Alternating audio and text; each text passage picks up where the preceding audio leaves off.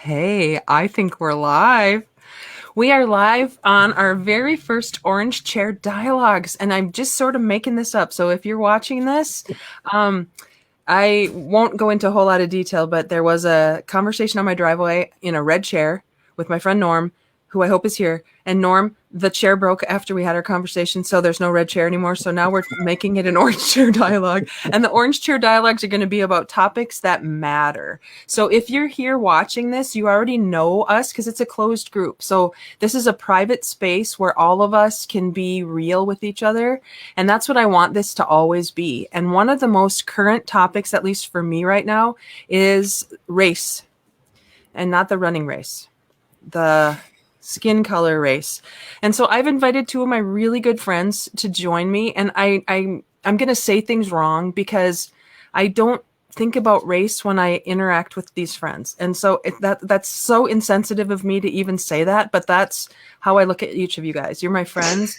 And well, you're laughing, but you're laughing because we don't. I mean, I won't speak for David, but yeah, go ahead. I'd rather you not see it than see it and make me remind me of it all the time. And remind you. Okay. So these are my friends who I wanted to have a real conversation with about race and about what's going on in the world right now. And so I want to introduce you to my friend Glodean Champion, who, if you listen to my podcast, you heard Glodean and I had a conversation a couple weeks ago, and it was really fun. And Glodean is a unicorn.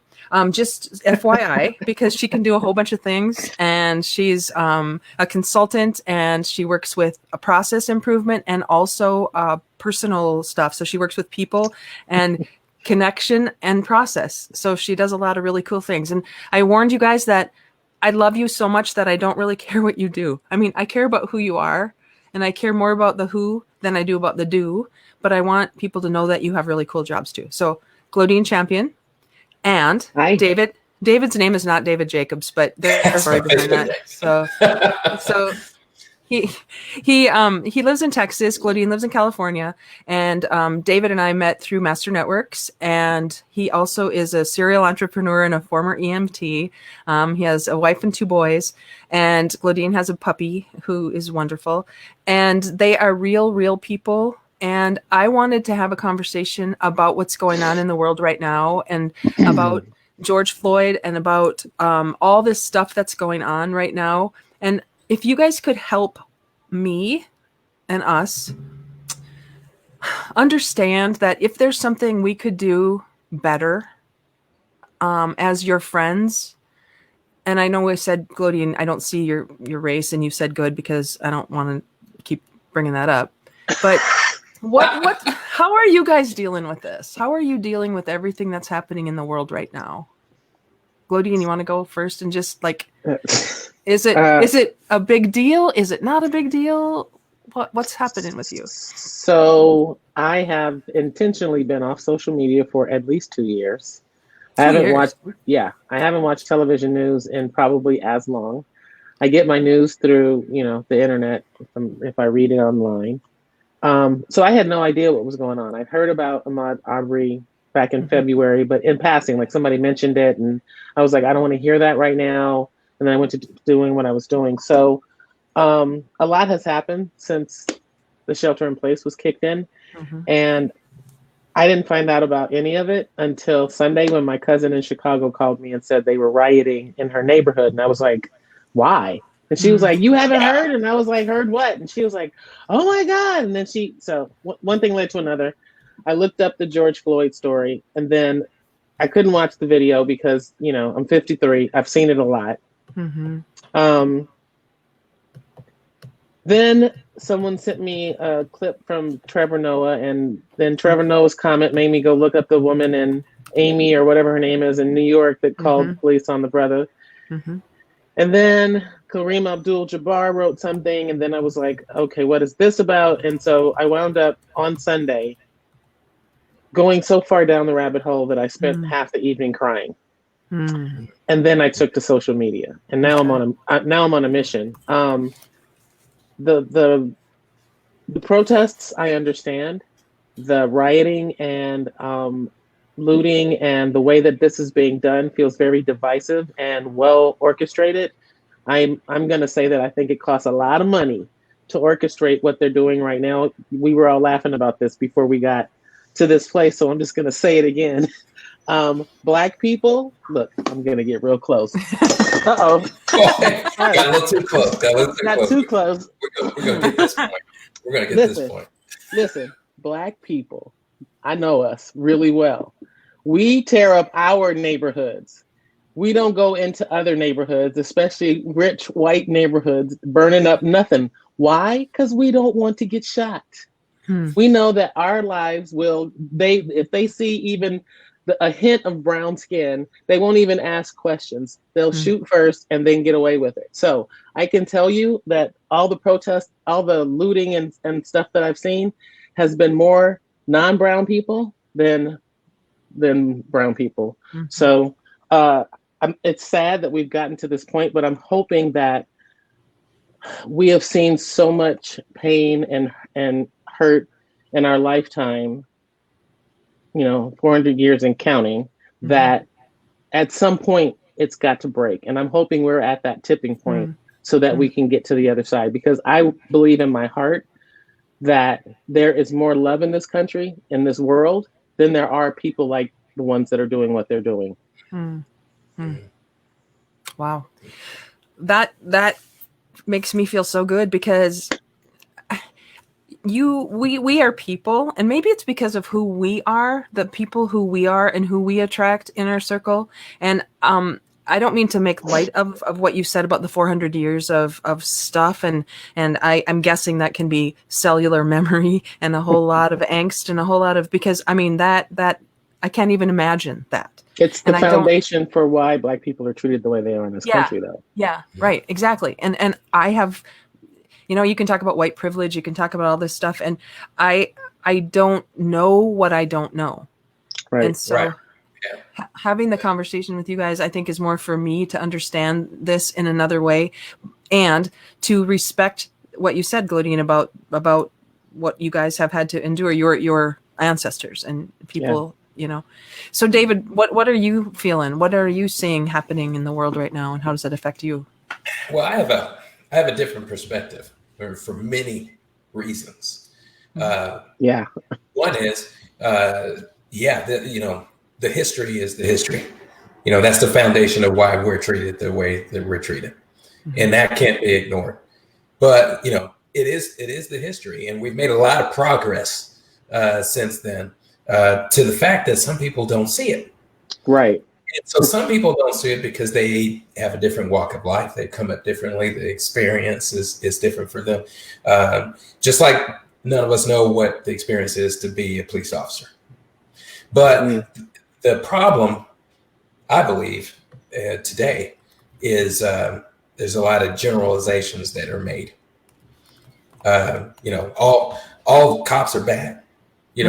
All protesters are looters, I mean, whatever you want to say. I mean, there's cat people, there's dog people, everybody's way, and there's a presumption that's there.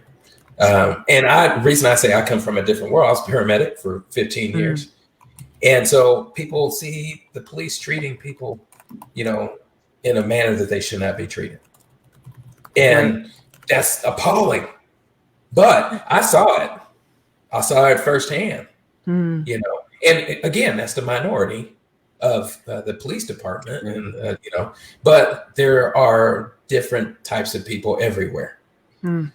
So it all depends on your experience and your point of view. So when I see things like that, it's nothing new for me, because when I was on the streets in an ambulance, social media wasn't there.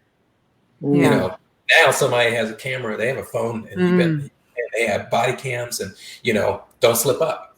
You slip up one iota, somebody's judging you. So when it comes to is this a new thing? It's so appalling. I thought we were done with that. Well, welcome to your awareness. Because when I came up as a child, and I did not grow up in poverty. I did not grow up in the ghetto. My parents are still married. I grew up comfortable, not rich, but comfortable. And I appreciated that. Right. But that did not change my experience as a Black young man. Mm-hmm. My father had a company car, a very nice Lincoln Town car. I took it with a friend of mine. We ran an errand. I was stopped at a stop sign. We spent 45 minutes on the curb. Mm-hmm. Where's this car? Whose car is this? You guys must have stolen it. Mm. So I got past that. Hey, listen, this happens from time to time, no problem whatsoever. 5 years ago, I'm driving my Mercedes down the street. And I got pulled over by 5 cops. And I sat with a tie on the curb. And they asked me about my car. Is this your car? Well, I drove up in it. You know.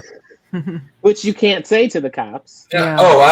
Listen, you got to know David though. I mean, I'm a little concerned about that. Like I said, my experience is a little bit different. So, you know, I know what I can get away with. I know where that line is. I would not recommend that to anybody. Right. You know, but, you know, I knew where the line was and I skated it a bit, you know, probably because the heat was getting to me and everything else. But, you know, I never was given a reason why I was pulled over. I'm in my 40s and I'm like, I'm tired of this.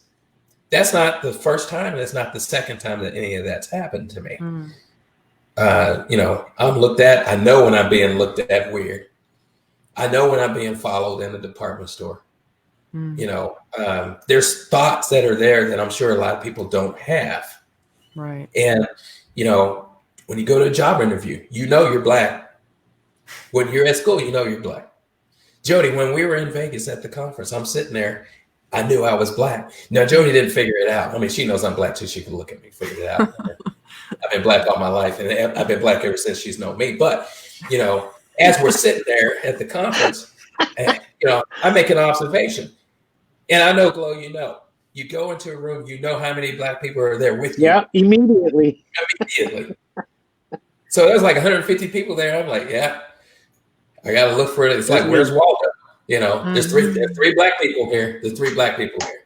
And you might not even know them, but across the room, you're like, yep, I'm Black. You Black. Hey, you know, because there's so few. Right. Yeah. And that's not every situation, but most situations I enter in, I know if I'm the only Black person. And most of the time, I know if I'm being treated differently. And that's not all the time, you know, because that's not everybody. But for some reason, there is a different treatment for whatever reason. And I've grown to accept it and move past it. It's not anything that bothers me. But, you know, all this on the news is nothing new to me. I've seen it. So I don't want to discount that. I want to come back, but I want to invite Leticia in with us. She's joining us as well. And then we have a question from Koya. So Leticia, I'm going to invite you in. Leticia Mazzero Hellerud is a really good friend of mine from Fargo who has a different experience because she is a 4-time refugee from different countries. Now I'm getting a lot of feedback from someone and I'm not sure who that's from. So can you guys hear that or is it just me? Yeah, I hear a little bit of it. Yeah. So I wonder if we can, well, we'll just go with it. Leticia, would you tell us a little bit about just a little bit, because we're talking more about who you are than what you do. And I'm going to see if this is me making this feedback. So I'm going to mute. Go ahead, Leticia, it's me. Hello, everyone. I apologize for a little bit for being late, but I'm grateful that I'm here. I was able to hear some of some of the discussions or some of the comments, and it feels like it's going to be it's already a great conversation. So my name is Leticia Hellerud, as Jody said, and I'm a native of Burundi, in a small country located in Africa, Eastern Africa. And I've been a refugee 4 times in my life at different stages of my life. So I lived in Burundi, of course, in Rwanda, in Burkina Faso, in France, and in United States now. I'm a mom, I'm a writer, and I'm also impacted with what's happening here as a Black person. So I'm glad to be here. Hi, Leticia. Hello. That's I gotta what say, I love the accent. Isn't it Yeah, awesome? right. She's so Yeah. so cute. So I want to talk about all this stuff. I want to point out that Koya Tompkins is saying, "I'm actually sad that this is still happening in 2020, David. Sorry that happened to you. MLK has been gone for 50 years and slavery was abolished more than 150 years ago. Seriously, why aren't we learning forward?" I think we are, So and progress is hard to see. Mm. For me, it's like, hey, look, that's an awareness. Nobody's got to be sorry for me. That's an awareness. And really, the awareness, I hope, is on the side of the officers that stopped me, because I would like them to learn more from the situation and treat people a little bit different. I think there is a gap there that needs to be bridged. And it may not be totally racial. We've all heard what Jody might not, I don't know. The driving while black syndrome, whether, hey, boom, I'm going to pull you over. The plain simple fact is the justice system needs a lot of reform. The justice system needs a lot of reform, and the officers and so on need, better training when it comes to certain situations and everything. And they need to be aware of their own prejudices, because that plays into a lot of the statistics that are out there. So I know a lot of very good officers. A friend of mine, one of my best friends, is an officer, and he, is almost ashamed right now to wear the uniform. And that's what I don't want. I don't want my white friends to feel like they're victimizing me. I don't want that. It's about awareness. Minneapolis is different from Texas. So when you look at the police department in Minneapolis, you look at the population, the black population in the state, I think, is like 6%.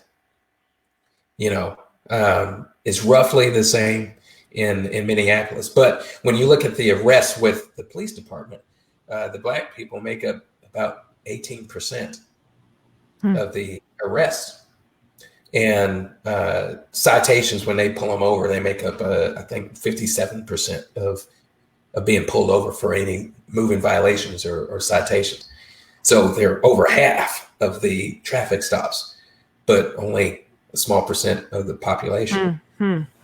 So your experience then, David, about getting pulled over because you're driving a nice car and because you haven't done anything specifically to have, aroused the suspicion, it's kind of hard to deny that. It's kind of hard to say that we're not prejudiced as our police force or I don't know, us as white people.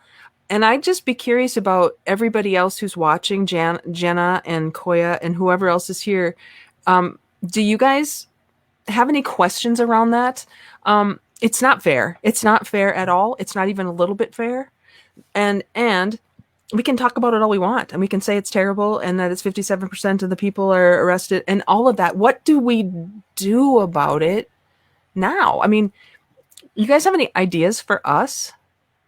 For we white folks? So, if I may jump in real quick, because I want to say, David, first of all, Jody, I appreciate that you have at least diversity in this conversation, right? You don't have all black women or all black men. You've got someone from a black person from the diaspora, right? Then you've got us, male, female. So David and I have different experiences, but I would venture a guess that Leticia and I have, dissimilar experiences, because in the minds of white America, David is public enemy number one just by the skin on his skeletal frame. And I remember when I was buying, so David, I also have a Mercedes and I've been pulled over twice in my car, but not because, the difference is I got pulled over. They never asked me about my car. I never had to get out of the car. But I think that's indicative of how black men are viewed in this country, right? I am more worried about protecting men than I am women. Now, granted, there have been black women killed by police more recently, lately, but it's not so much what can you do for all of us, it's what can you do to support black men specifically, because there's so many reasons around why they've been ostracized the way that they have, and the fact that people thought that Barack Obama becoming president made us this, post-racial America. I remember when I went to get my car, I was trading in an E-Class for an SUV, and the guy at the dealership, you go to the Mercedes dealership, it's almost like you're in a whole different world and experience, because you've walked into this elite class of people who want to look at you some kind of way. However, the guy that was selling me my car, we went to test drive the car, and politics came up, and he was liberal, fortunately for me, because that conversation could have gone a whole different way. And he said that at least we're in a post-racial America now. And I laughed. I couldn't stop laughing, and he couldn't understand why I was laughing. And I said, honey, we are so far from a post-racial America, because I feel like because they couldn't kill Barack Obama, they took out the frustration on unarmed Black men.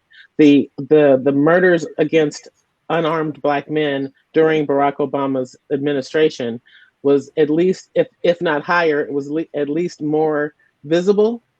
And in the last, 4 years since the orange guy's been in office, it's gone up exponentially because he promotes that hatred, right? Yeah. So when you ask that question about how you can help, it's really about understanding that the dynamic is not just between Black people, but that Black men need to be protected and supported and loved and protected. I mean, really, that's right. So I lost my point, but anyway, that was most of it. No, you were good, because Leticia has a Black son, of course, and David has 2 Black sons, or biracial sons, and I think you guys have a right to be worried about that. Leticia, do you want to talk about that? Because Jan is an amazing young man, and he is. Gosh, yes, and yes, it's so true. The conversations that I have with my 25-year-old son around this issue are, completely different from what kind of conversations I have around race and police brutality with my 19-year-old daughter. And they are, both Black, but, it's really to underline the fact that Black males are, like a bigger target. And as a mother, I cannot tell you how much terrified I am.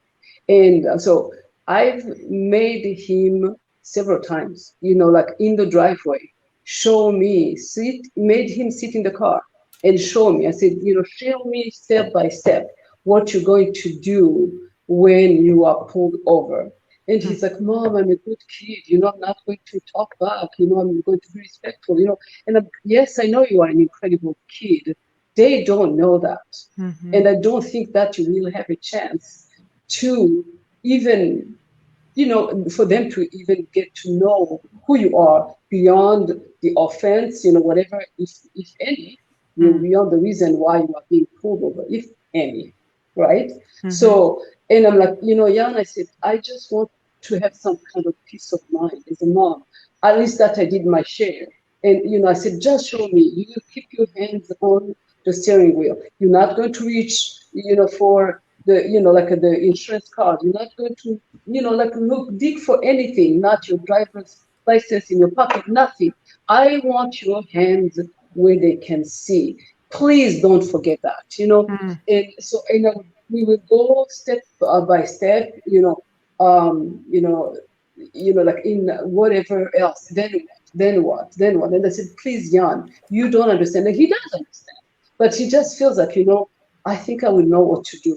But I said, we need to practice, because in a moment of panic, even myself as a mom who knows that I need to keep my hands on the steering wheel, it's almost like instinct that I know what they want. I'm going to get ahead, be one step ahead and start, looking for what they are looking for, what they're asking me for. So yes, it's terrifying. And maybe David wants to share, but I was also going to talk about what can we do.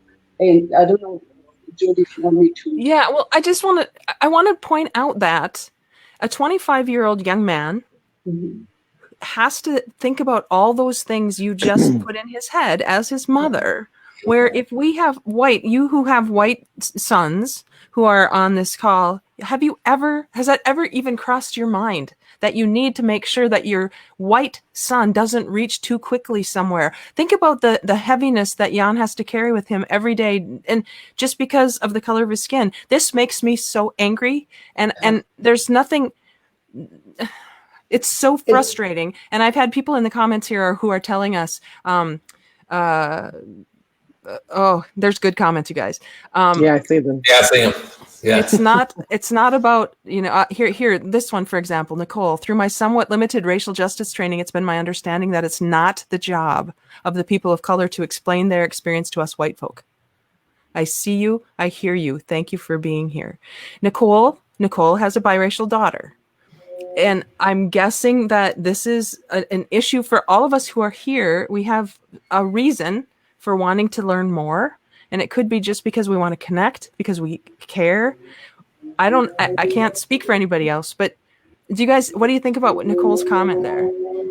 I'm going to say that, Jody, you and my white friends that don't see my color. I mean, first of all, let's just be clear. When white people say we don't see color, let's stop saying that, because that's BS. I'm 6 feet tall and I'm Black.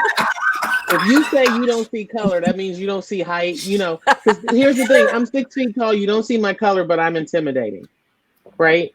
Or I'm aggressive, or whatever those things are, right? They're all part of that lumped in stereotype. So I think that it's just better to not, and it's not that you never acknowledged my Blackness. It's just, that's not how I'm defined to you. Right. That's not who I showed up as to you. So I think the first thing that white people, and I don't even like saying it like this. I know. It's so strange. I think the first thing that white people who really are conscious and really do want to make a difference, stop pointing out our differences. I don't need to be defined as a Black woman. The Mexican people don't need to be defined as Mexicans, or whatever those differences are. Why can't we just, I'm Glodean and that's Leticia, that's David. It lumps people into one category. Apparently when I get done with this call, I'm gonna go get in my car and turn my music up really loud, and thump down the street, and and throw chicken bones out the window. Yeah. And I love chicken and watermelon. Red soda water. All that stuff. We're just gonna make a list of all the things. And I saw a comment about what we would like to be called as a race, and I want to address that because my family. Jody, I don't know if I tell you this, but my immediate family, my blood-related immediate family, I have 2 sisters and my mother and father. We're all different races. Now, let me explain this. So my father was born at home because he was born in a time where the Black people did not go to the hospital to be born. So, he was born at home. He was labeled as colored on his birth certificate. My mother was labeled as Negro. And then I came around. Well, my older sister came around. She was Black. I'm African American. Wow. So confusing. So, it's just, one thing I can tell you is, I can be referred to as African American. I embrace that. If someone sees me as, a Black man, that's fine. I can. But, when you make generalizations, I love the Blacks. Well, man, come on, man. Really? Right. The Blacks, huh? Well, what's that supposed to mean? We're not a gang. I love the Blacks. What's that supposed to mean? So there's a way to be, and I think Glo would probably agree with this too, is I've had people, I don't have anything against Black people. I got one Black friend. Man, you got a quota. Is a quota? You got one Black friend? Oh, you're good. You got at least one. You're all right. We're going to excuse all that. So when we get past that and those generalizations, then we're okay. We're all bleeding the same color, I can assure you. When I was on the ambulance for all those years, I didn't treat anybody different. Oh, they're Black, so we got to adjust the dose. It never went that way. Everybody was treated exactly the same. So as long as we can remember that and lead with love and support and empathy, then we're there. It's that simple. Yeah. So Jody asked a question. How do we learn to help without, Jody, I think you mean safely being able to ask questions. That's a good question. That's a really good one. I'm gonna let somebody else answer it. It's so good. I mean, that's why I wanted you guys to be here, because yeah, go ahead. Well, before you do that, Miranda, I just want to point out, Miranda says, what should I call you other than my husband? So Miranda, yeah, oh yeah, my wife. Oh yeah, of course. That's She funny. call me other than my husband. I'll let her know when I get home. Okay. So, I jumped on top of somebody who was. No, it's okay. I was just gonna say, someone asked me earlier how we can change this conversation, and I said, why can't we approach difference the same way children do? Instead of approaching it with fear, why aren't we curious about it? Why don't we want to get to know it more? Why do we want to believe that difference that someone has between us is something to be feared or envied? One or the other, but both ways. Either way, it's still viewed in a negative way that doesn't lend itself to moving us forward. Right? We got to change that conversation. Sure. So can I ask another question sort of related to that of Leticia? You guys, Glodean, you live in Northern California. Well, not I live middle in Monterey. Middle Central California. And David lives in Austin, Texas. And Leticia, you live in Fargo, North Dakota, where there aren't that many Black people.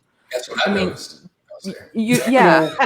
So there's not that many in Monterey either. Really? Okay. So the experience you guys might have then, Glodean and Leticia, both coming into a community that has not that much racial diversity. Leticia, what's been your experience coming into Fargo? Yes. Which was your choice? Which was your choice when you moved to the U.S., wasn't it? To end up in Fargo. No, it's just life correction. I live in West Fargo, which is the same reality in terms of demographic. Right. But, it's a city in itself. So anyway, very interesting. I remember when we first came 21 winters ago, which, I have to tell you, so much has changed. From not being able to find the skin, the type of products for my skin type, like cream or even hair, yes, I needed to drive 4 hours to Minneapolis. Yes. Wow. Or Winnipeg in Canada. My sisters and I, we would not get any of the basic, things. Now we have many ethnic stores where you can find, pretty much what you need. So, but that was the reality then. And then from being someone who was, came from another country, facing people who would not even know that Burundi is a country or that it exists. So I'm like, what? Excuse me? So anyway, and there are more implications or ramifications beyond people not recognizing that. Try to go find a job, look for a job, and say I have a degree from Burundi. You might as well say I have a degree from Mars. Okay, so it's seriously, people is like so and we're talking about a really a group. We are all prejudiced. We already talked about that, and bias itself, being part of our DNA. As long as we keep it in check, and as long as we don't add power to that bias, I think it can be pretty much, harmless. If I'm not going to use my bias in hiring or promoting or disciplining or, again, when you think about the very reason why we're talking about these things, being pulled over by someone who may profile you because of the biases that they may have against the group that we present, right? So it's not fun to be different and to be made feel different. I remember going to Burundi for the first time with my husband, who's white, and after the second day, and he was the only white person, okay? And he looked at me and said, "Does it feel like this?" And that's how he said it. Does it feel like this when you are in Fargo? He did not even describe this. And I said, what do you mean? Okay, and I knew exactly what he meant. But you look around and you truly feel like nobody looks like me, and you go to a different setting and it's the same reality day in, day out, so yeah. And yeah, so you cannot ignore, color. You cannot ignore, and there are so many complex things. Yes, I don't want to be defined just by my color, but it's part of who I am. So ignoring color might mean that my son, not ignoring, but not seeing color means can be, like my son can die because somebody doesn't see color and does not, you know what I mean? My life depends on people seeing color. I mean, like it's like I like what you said that there's certain prejudice that's there, and you have to be aware of it and don't act on it with hate or anything. And I'll give you an example of that. I have a real good friend of mine. Grant is a real good friend of mine that I was speaking of. Another gentleman, his name's John Vandergriff, and he's a really good guy. These guys are, heavy, big, muscular white guys. And colored tattoos up to the neck and everything. And Austin, we keep it weird in Austin, Texas. So, I was sitting with a couple of those guys, man, and everybody's looking like, hey, man, you good? You okay? And I'm like, they're worried about you. I'm good, man. It probably look, I'm not the biggest guy. It probably looked like they were about to take me in the alley in the back or something. But, but we were, just having a good time. We were good friends and everything. They were judging that book by its cover really hard. And I was like, man, we ought to play this up if, one of us probably wouldn't be cuffed up here in just a little bit. So we pumped the brakes on that for a minute. But, with being in a biracial relationship is an experience, right? So, and I'll tell you that my wife's family, white wife, just in case anybody's wondering out there. So my wife's family, they like 2 or 3 of them are in biracial relationships, and we went to a wedding, and this was out in the country. I'm already nervous. We're out in the country. Went to that little white church with the steeple, and you're just like, man, I don't know about all this mess, And so the black guy, the groom, his family was there. And it's talking about diversity, man. The family was there. And so, of course, one side of the church is black, and the other side of the church is white. This is a wedding, mixed couple. And I sit with my wife and her family. So I'm the only raisin in the cereal on one side of the church. And, the wedding kicked off. And this is like, it's like a black wedding, and the church is going crazy. And one side of the church is rocking it. We're praising it. We're doing it. You're doing everything, man. And I'm looking, and me, I'm like, yeah, I guess ain't gonna happen over here. Yeah.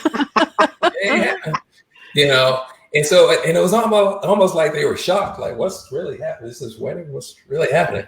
It got loud. There's a lot of celebration going on. The lady took her baby out back, like, no, So, yeah, it was culture shock. Even for my wife, it's like, wow, okay, all right, I'm with it. It's all right. Yeah, and I was even shocked. I was like, okay, all right. Yeah. That was actually one of the things I was going to say, David. Thank you for saying that. Because one of the other things that can be done is to accept who we are as people from the African continent. Leticia, thank you so much for wearing that beautiful jacket. It's colorful, just like we are. We are colorful people. We are loud. We love to have a good time. When we are passionate, we're passionate. And however that passion comes out, we're not afraid of each other. So you shouldn't be afraid of us. It just means that we are really into whatever it is we're trying to describe. And I know that that not understanding just naturally who we are as a people is it just further exacerbates the situation. I don't consider myself African American because I spent 3 weeks in Ghana teaching children English, and I was not African to them. I was a Black American. And I was I'm about that life because I'm Black. That's how I refer to myself. But I also feel like I can't say I'm African American because I don't have that African experience, and I cannot go home to Africa, right? Or I can go home, but I can't. It's not like I'm going home to a family that I left 50 years ago. So our history is so rich and layered and beautiful. And, you know, history has marginalized it. And because history marginalized it, we have just continually been marginalized since the Middle Passage. And until people are willing to, white people specifically, especially white people in positions of power, until they're willing to look at the fact that everything about Black people is judged, and centered around who we were when we were enslaved Africans in this country, right? Until we can look at that, I'm not saying we can't change history, but if we can look at it and accept it and not compare it to the Holocaust or compare it to Japanese internment camps, because then that marginalizes our experience once again. When Black people can think about slavery and look at images of slavery and not be angered by it, but be proud of it. I remember standing in Elmina Castle. I don't even know why they called it a castle. It was a dungeon. It was beautifully built, but they were harboring stolen Africans, and people didn't even know. They thought they were sending their families into this beautiful castle to be indentured servants, not knowing they were taking them out the side of the building on the ships. And I stood in that space that was confined in no ventilation, that's been, not used in how many, 400, 500 years? And you can still smell the scent of human life that's decomposed in those spaces. And the woman that I was with was Ghanaian, and she was, she kept asking me, how do I feel? And I couldn't tell her how I felt. I wasn't angry. I was empowered, but I didn't know how to say it because I had to first wrap my brain around, we survived this. Like, I can smell this experience. And then I'm being told how the women were treated if they didn't give themselves to the captain, and how the men were treated just for being men. And what would happen if you were slightly defiant, even if you were assumed to be defiant. They would put you in a room. They called it the death room. They would put you in the room. So maybe I was not misbehaving, and I went in the room 2 weeks ago, and I haven't eaten and barely had water. And then maybe David was already in there. He'd been in there for a month, and maybe he was near death. I had to stay with him till he died. Like, that's the experience. That's our ingrained history. And she kept asking me, what's wrong? How are you feeling? And I was like, I'm trying to wrap my brain around it. And she was like, are you angry? And I said, no, I'm not angry. And then I thought, we survived this. We survived the Middle Passage and slavery and Jim Crow and civil rights and police brutality. And one of us became the president of this nation. Exactly. So you look at that, and it's like, hey, when the slaves were going to be freed, they picked up arms and fought for the freedom, volunteered to right. And so can I just say, the hell with Kanye for saying that stupid shit about people volunteering for slavery? So that brother needs help. I'm sorry. I lost him a long time ago. I don't even know it. I blacked out. I don't even know that brother's name anymore. It's gone. Right. Anyway, go ahead. I'm with you. So thank you for sharing that, because that was so eloquent, and so I was with it right there with you in that experience of that. So thank you for that. I'm wondering if what happened in Minneapolis and in Atlanta and all these other things that have happened in let's just say 2020. Let's just draw the line at 2020, and let's say everything this year, because we could go back and continue to dredge up other things, but let's just say 2020. Is there any opportunity we have right now in this latest George Floyd fiasco to have learned something that will change anything, you guys, in your experience of what we're up to? Leticia, you're nodding. Yes, I hope so. I'm actually, yes, I think we have had many opportunities to learn something and do better. But I really hope that what's happening today is not going to be in vain.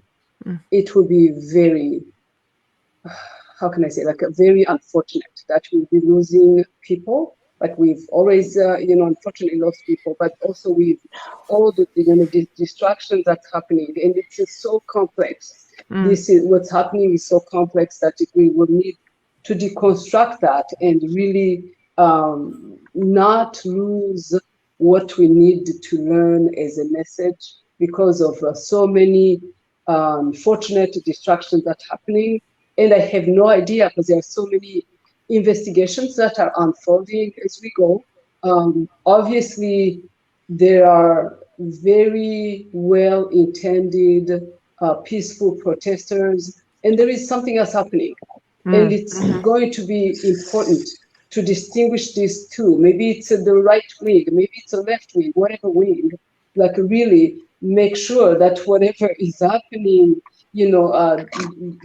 distracting and, vandalizing, that there are proper, like punishment, like consequences, I should say, for that.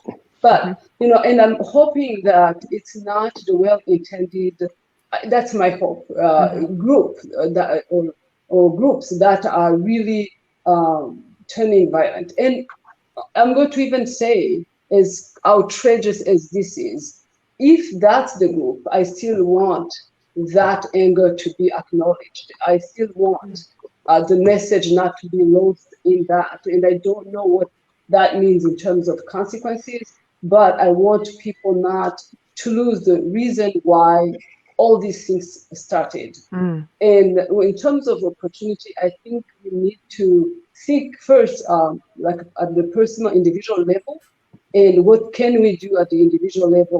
What is our responsibility? Like we can educate ourselves. We can have spaces, hold spaces like this. And thank you so much, Jody. And we can listen. We can ask questions, and like children, right? Like really don't overthink.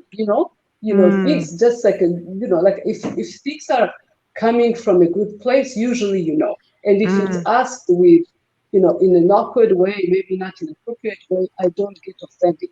I get offended by people who assume and just keep their assumptions instead of having a conversation. And so at the personal level, we have like we can do something, but also collectively, as a community, as a state, as a country, as the world, we can do something. And we also, I think, we need to think like like short term, mid-term, and long term. So, and like this is ongoing. We cannot undo 400 years of mistakes within 1 year or one conversation or one conference or one event. This has to be ongoing. I don't want people to be talking about healing. You don't have to decide about the healing. Like the people who are hurt decide when it's time to heal. But before you get to that stage, you have to start, like, first of all, acknowledging the pain and going through the, like what, unpacking. So you can't jump, to the, sixth step.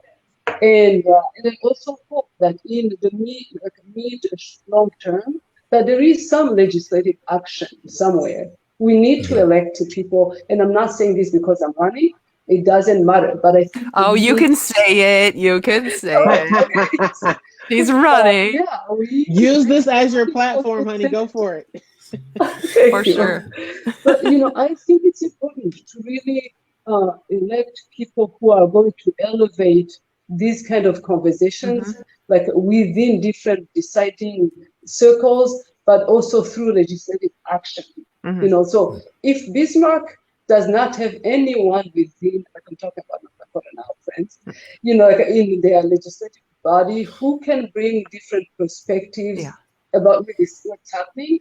So the discussions, and the laws that are going to be made are going to be as considerate and as rich as the people who contributed to those conversations. Yeah. So that's brilliant. Thank you. Yeah, so I hope that people will understand that we need to go past party lines and look at the issues, look at the values, look at what that person is bringing to the discussion. But also, I think individually, like we can vote, but we can also vet our candidates, regardless of what their party leanings or your party, like a political leanings. Be open-minded enough to like have a conversation and say, Leticia, we may not be from the same political parties, but I really want to know who you are, why you are running, and why I should trust you. And I will ask you what is important to you. So I think we need to go beyond those extra dividers.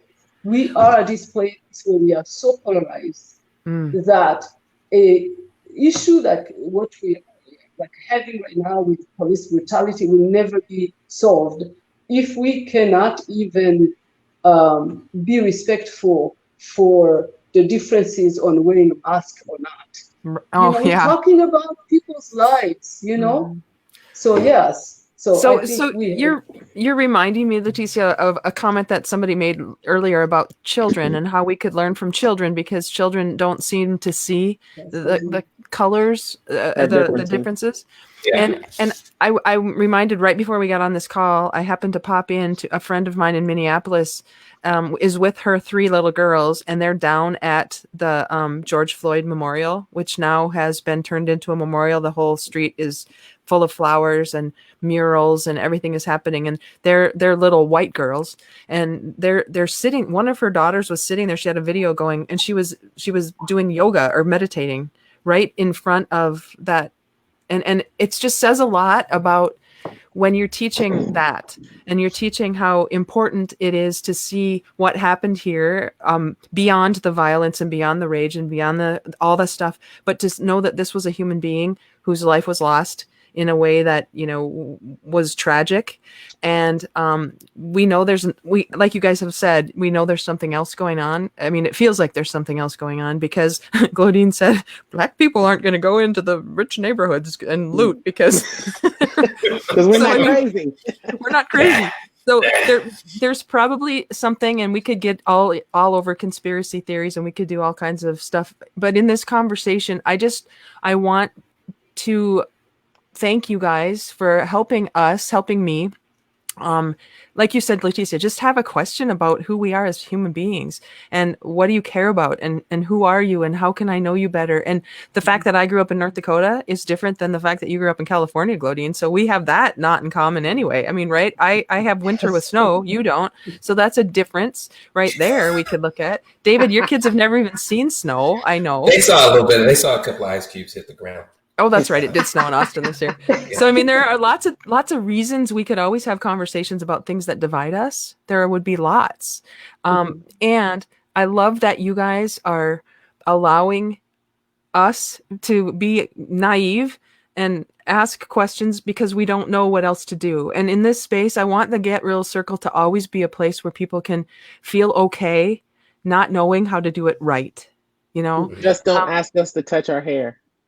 Oh man, yeah, that's really. Oh, my mom did that. You guys, I got to tell you this. My mom's in a nursing home, and my mom grew up in Lisbon, North Dakota, a little town, and that was the first thing she wanted to do when she went to the nursing home where she had a Black nurse's aide, and she was so sweet.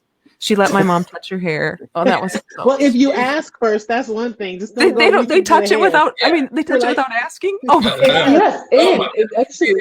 Oh my gosh, man. You can't just go. Okay, I want to go through this question.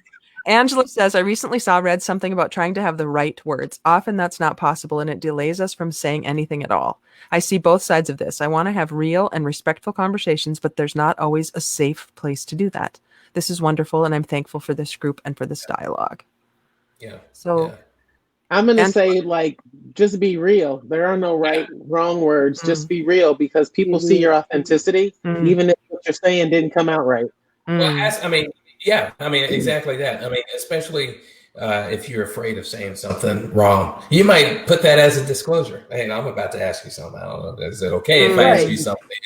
And it's like, okay, yeah, I can have that conversation. It's okay to say the wrong words. Saying nothing at all is the tough part, right? That's where growth doesn't happen. That's where progress doesn't happen. happen. So asking and getting the awareness and knowing what to do different is, and let me tell you, it starts, I mean, we talk a lot about politics and electing the right leaders, and I think that's equally as important. But when you think about the coronavirus, you think about the difference that's been made. If you see the major things that have happened, the major progress that has happened, that was all the citizens.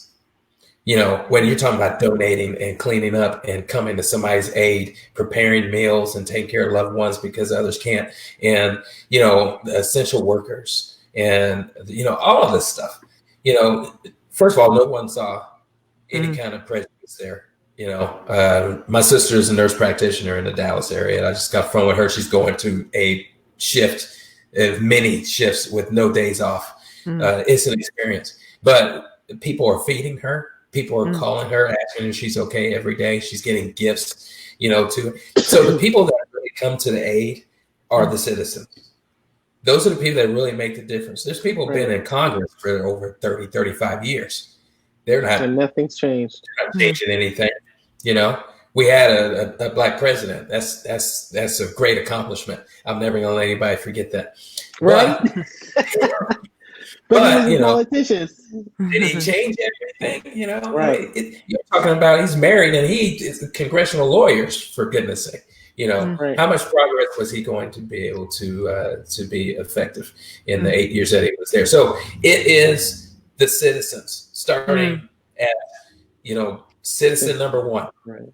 You know, to the police chiefs, to the mayors and governors, and, you know, so it starts with us. So the conversation right here is progress. No, that's so good. Whoever asked the question, are we exhausted from answering these questions? I'm going to say absolutely not. I'd rather you ask. I remember one time a white friend of mine said, can I ask you a stupid question? And I said, the only stupid question is the one you don't ask. She did ask me a stupid question, but I answered it. I would have rather her ask me the stupid question. It was so stupid I can't even repeat it because it was borderline racist and she didn't realize it. But I'm glad she asked me and not somebody else. Yeah. It sounds to me like offering grace for each of us, for no matter what it is. I mean, if we can give grace to ourselves and to each other and to this space, we're going to have conversations like this about a lot of topics like this as we go forward in the Get Real Circle, because this is the thing. Where else do we go? Where else do we have this? David, people are afraid. People are afraid. They're like, hey, I want to understand, but I'm afraid to ask the question. Yeah. You know, and to me, I'm like, the fact that you want to ask the question means that you're the right person. You're the person I want to talk to. Right.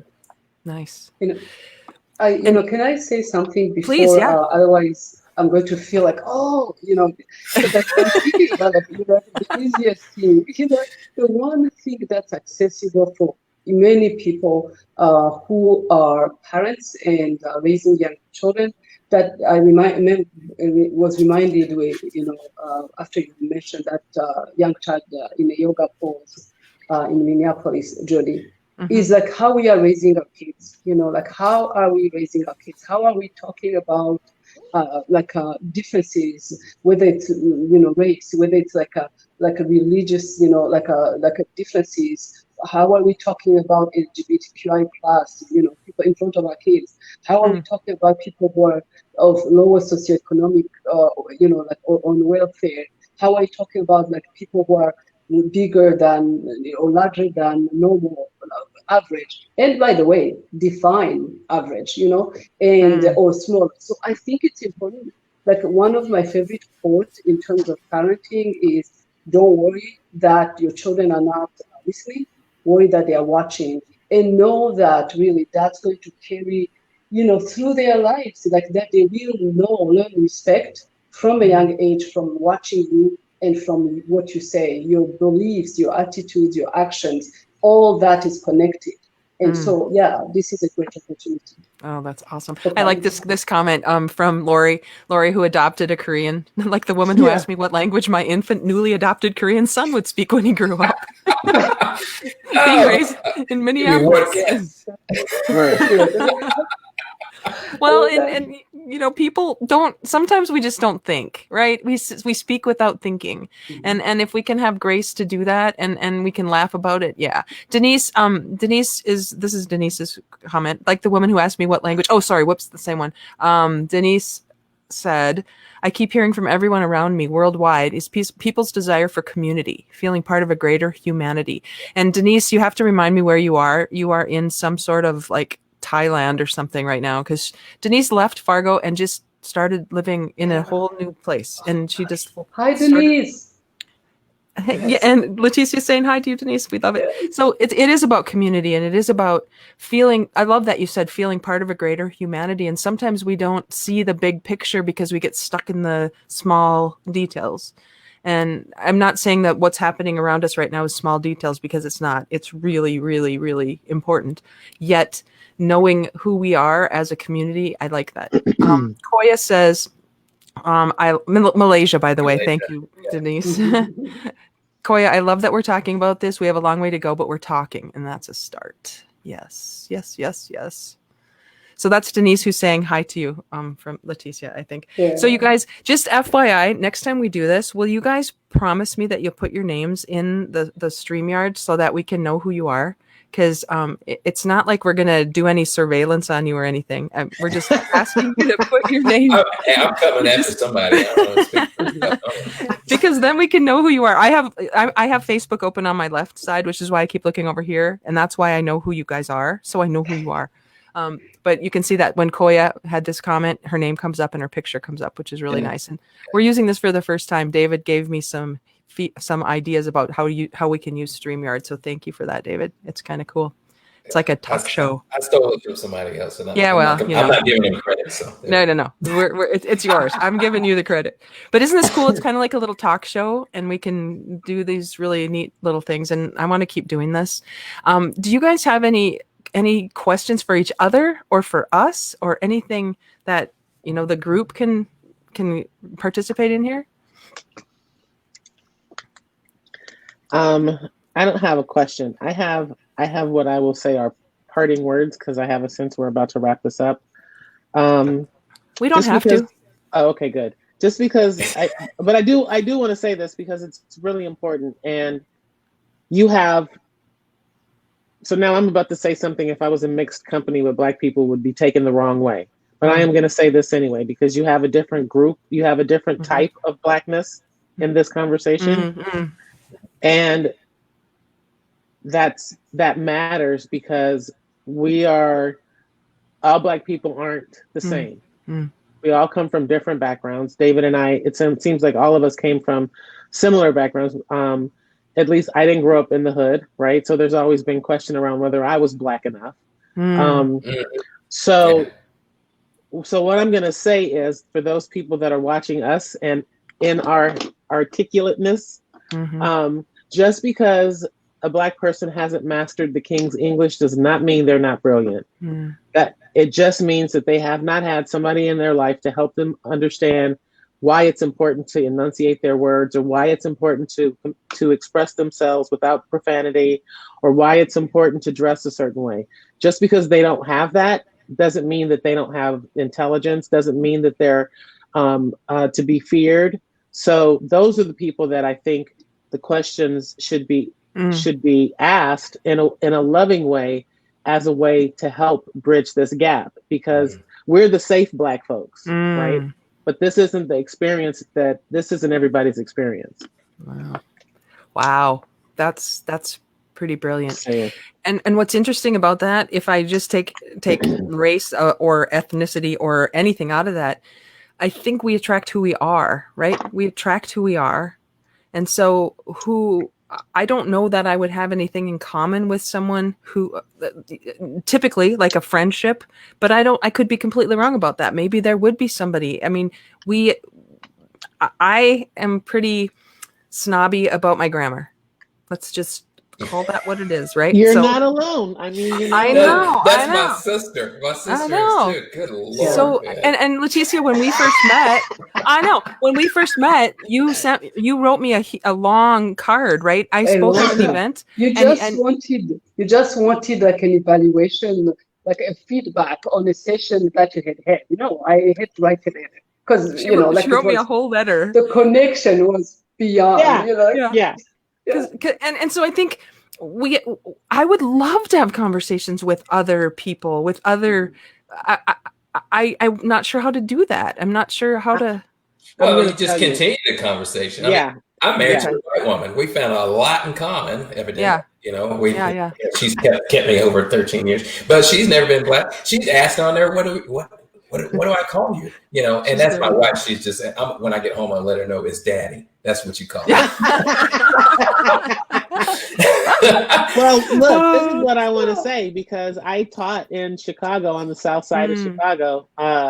And I have this thing I hate. I'm telling you the story for a reason. I hate to see young black boys with their pants hanging off their butts. Thank you.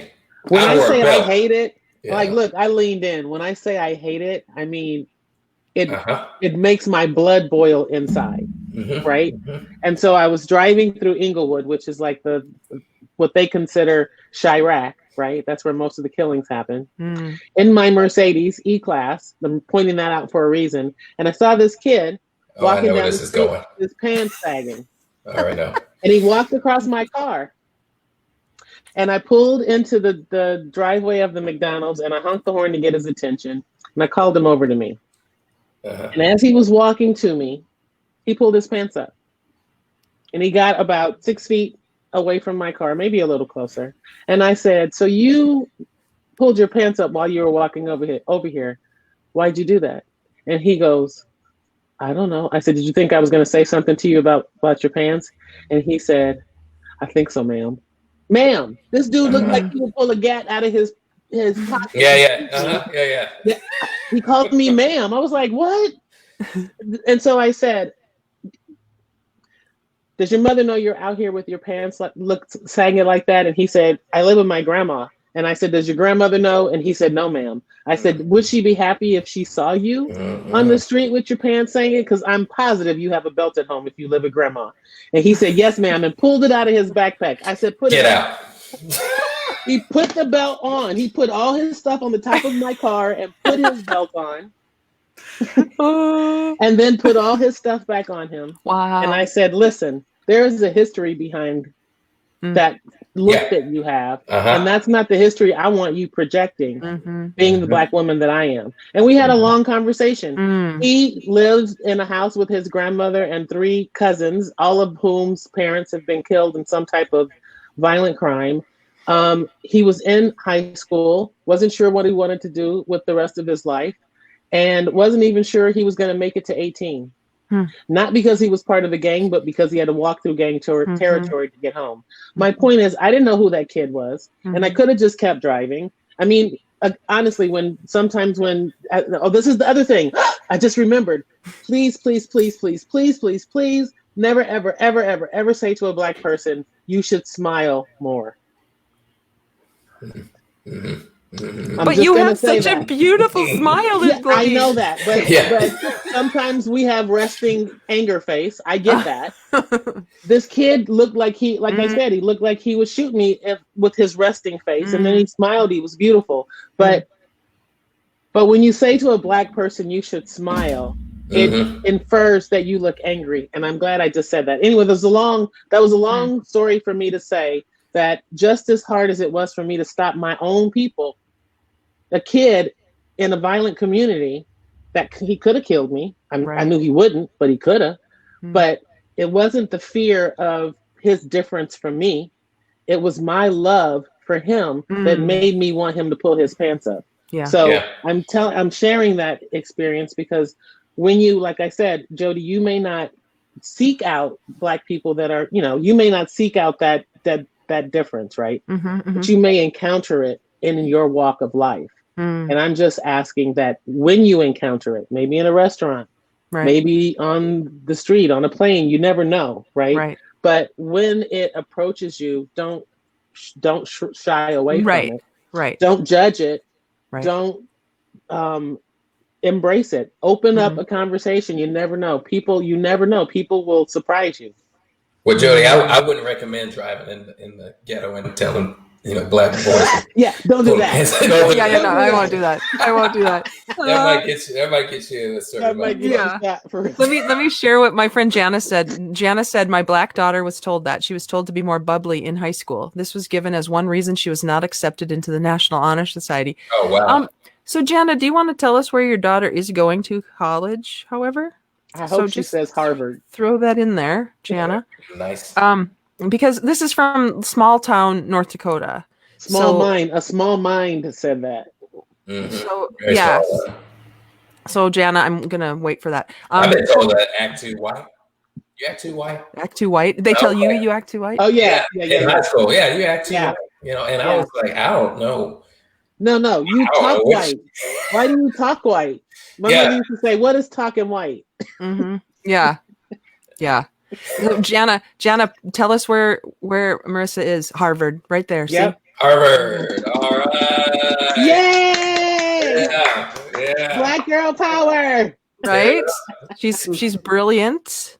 And that's small town. Is she from Oaks, Jana? Is that where she graduated from high school? And a U.S. presidential scholar. And now who's smiling anyway? Right? With a really big smile, Jana. With a really big smile. There's some notable people went to Harvard now. Right? Yeah.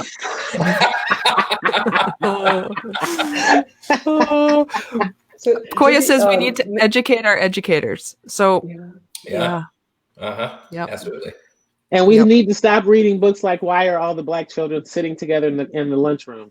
Mm-hmm. Hated that book.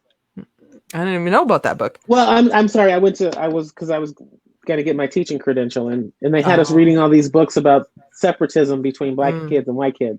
No other cultures, just the black kids, what the black kids did, and not even what the white kids did, but what the black kids did in comparison to white kids, right? So that's where the conversation also needs to start. I saw someone had posted a comment about books, the education. Yeah. So here's what I'm going to say about education, because ever since Brown v. Board of Education, it's been systematically designed that children in poor communities don't get good education. Yeah. So since they think so little about our, in the public school system, since they think so little about our people, if you really want to help build schools that don't have anything to do with politics and government. Not charter schools that are funded by, special interests. But when slavery ended, there were 70-year-old men in classrooms with children all learning, and they went on to college. So, historically black colleges didn't sprout up because white people came and educated us. We educated ourselves. And so if we have allies that want to help change the educational system, then they need to partner with us in a way that is going to benefit our kids. Right. So here's a comment from Mary. What Glodean said about grammar pronunciation really opened my eyes. I firmly believe that children learn what they live. If they have no one to speak properly to and around them when they are young, how will they change when they are older? If that is what they hear, they will continue in order to fit in. I too am a grammar snob. I have a sister-in-law whom I love, whose grammar is atrocious. It's all in the family, huh? All right. Funny. And how about Lori is an educator, and Lori is asking, what do you recommend then for educators? What do educators read? Oh, here she goes. Here she goes. Talk quietly amongst yourselves. Talk amongst ourselves. Okay, so I want to point out a couple of books that people said they were reading back in the chat. Great Small Things. You guys, that was amazing. Jodi Picoult, Great Small Things. I read that one as well. So good. It was about a black nurse in a hospital who delivered a baby to a white supremacist family, and I'm not going to give it away, but oh my goodness, what a super great book. And at the end, everything comes back. Oh, it's so good. Okay. That's one. The Hate You Give and White Fragility. No. Okay. No, we're saying no to that one. How about White Fragility? Yeah. No. Okay. Took great offense. Okay. All right. That's a no. How about How to Be Black? Recommended by a black friend. I don't know anything about that one. I don't either. Write that book, as a matter of fact. Glo might have an opinion on it. How about if we just be really good people? How about if we stop worrying about? I think that's a good plan. Yeah. Okay. Yeah, that's probably a good title. Cool. I So was trying to find the book, but keep looking. I donated a bunch of my books. I packed them all up. Yeah. I'm sorry, I walked Oh, away. there she is. No, we could hear you. We could still hear you though. Yeah, I donated a bunch of my books to they're in the storage box right now waiting for the library to open so I can donate them. Okay. But for anyone who has never read this woman right here. Wait, put it down a little bit. Hurston. Dust Tracks on a Bear. Dust Tracks on a Road. Zora Neale Hurston. Okay. Dust by something about Maya Angelou on there. Yeah, not Maya. But there's an introduction by her. Yeah. Zora Neale Hurston, James Baldwin, Audre Lorde, I can't think. Bell Hooks. Bell Hooks has a book on education. Who asked the question? If you send me a Lori message, I'll send you some books on education. But as far as like understanding Black vernacular and really appreciating the difference in the way we enunciate words, Zora Neale Hurston mastered the Black vernacular. Ooh, and okay. until you read Their Eyes Were Watching God, you can't have an appreciation for the brilliance of the Black mind. These were Black people that owned their own town, and they had every bit of civility that you'd see downtown LA or whatever, whatever that comparison is to white society. And she wrote that book in Black dialect. And at first I was offended. I was like, the reason white people like this book is because we sound ignorant. And then I realized, no, we're really smart. We just don't speak the King's English. That's it. Will you do me a favor, Glodean? Will you put those in a chat in somewhere in the Get Real? You can just give us a book list. I'll give you a long list, and they won't be those stereotypical "The Hate You Give" books. We would perpetuate what we're already living. Yeah, exactly. So, you guys, I know we could talk forever, and I have a request for another phase 2. Somebody says we want a second session.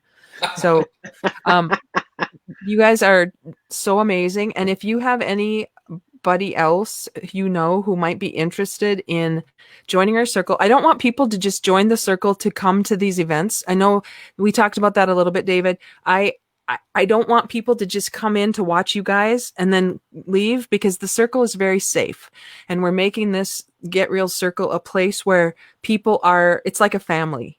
Mm-hmm. And so I want people to feel safe to say whatever they need to say, whatever they're curious about, without fear of saying it wrong or judgment or getting in trouble or, walking on eggshells or any of that stuff. Because this is a space, now we're talking about race, but we're going to be talking about other things in the future here.